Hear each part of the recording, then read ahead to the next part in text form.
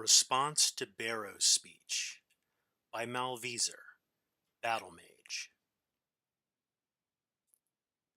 On the 14th of last seed, an illusionist by the name of Bero gave a very ignorant speech at the chantry of Julianos in the imperial city. As ignorant speeches are hardly uncommon, there was no reason to respond to it. Unfortunately, he has since had the speech privately printed as Bero's Speech to the Battle Mages, and it's received some small, undeserved attention in academic circles. Let us put his misconceptions to rest. Bero began his lecture with an occasionally factual account of famous battle mages, from Zurin Arctus, Tiber Septim's imperial battle mage, to Yegar Tharn, Uriel Septim VII's imperial battle mage. His intent was to show that, where it matters, the battle mage relies on other schools of magicka, not the school of destruction which is supposedly a battle mage's particular forte. Allow me first to dispute these so-called historical facts. Zurin Arctus did not create the golem Numidium by spells of mysticism and conjuration, as Bero alleges. The truth is that we don't know how Numidium was created, or if it was a golem or atronach in any traditional sense of those words. Uriel V's battle mage Hethoth was not an imperial battle mage. He was simply a sorcerer in the employ of the Empire. Thus, which spells he cast in various battles on Akavir are irrelevant, not to mention hearsay. Bero calls Empress Morihatha's battle mage Wellock an accomplished diplomat, but not a powerful student of the School of Destruction. I congratulate Bero on correctly identifying an imperial battle mage, but there are many written examples of Wellock's skill in the School of Destruction. The mage Solaris, for example, wrote extensively about Wellock casting the vampiric cloud on the rebellious army of Blackrose, causing their strength and skill to pass on to their opponents.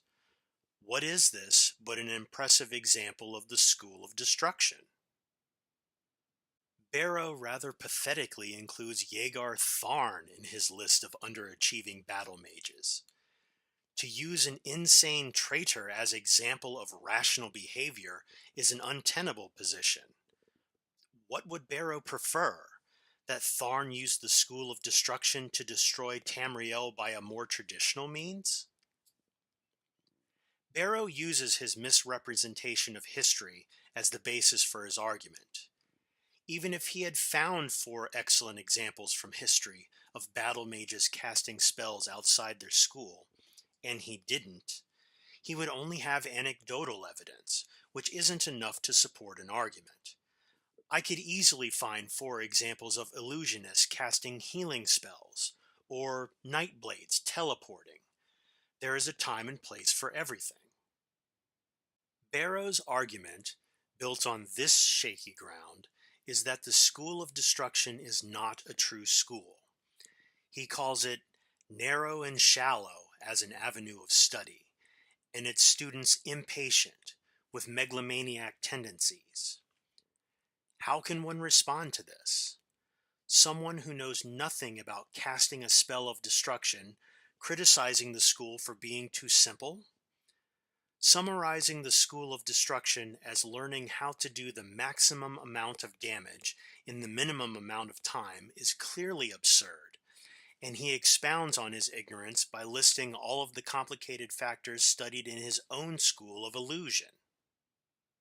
Allow me, in response, to list the factors studied in the School of Destruction.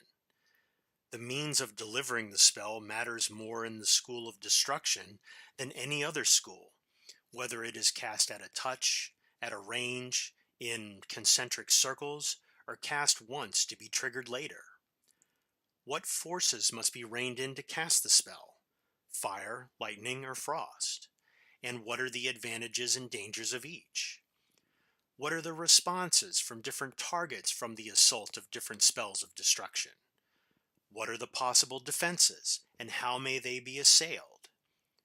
What environmental factors must be taken into consideration? What are the advantages of a spell of delayed damage?